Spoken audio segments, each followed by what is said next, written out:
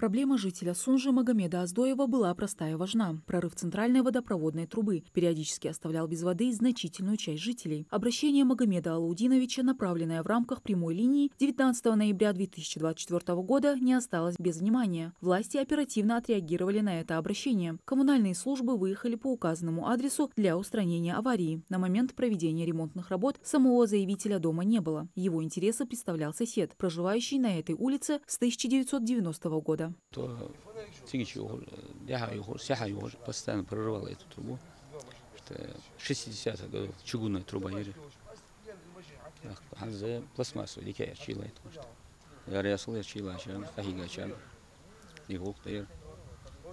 Ахо ему Бог даба. За внезлоб.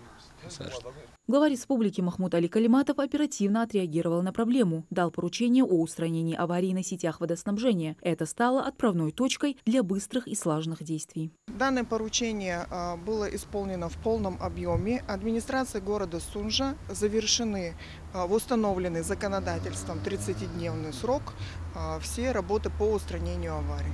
Администрация Сунжи сразу приступила к работе. Ремонтные бригады оперативно установили прорыв. Но руководство города на этом не остановилось. Они приняли стратегическое решение – полностью заменить ветхий водопровод на улице. Протяженность новой сети составит более 700 метров. В настоящее время работы уже находятся на стадии завершения, то есть проведен демонтаж старой металлической трубы, уложена полипропиленовая труба диаметром 160 мм и выдерживающее давление более 10 атмосфер. Сейчас будет производиться уборка строительных материалов, которые были выкопаны в процессе проведения работ. Новая труба из современных материалов обеспечит жителям улицы Балаева новое и долговечное водоснабжение. Работы по замене сети длились 2 недели и завершатся в ближайшие дни. Эта история подтверждает: прямая линия главы Ингушетии – реальный механизм решения проблем граждан и улучшения качества жизни. Мадина Цора, Султан Магушков, Магаз 24.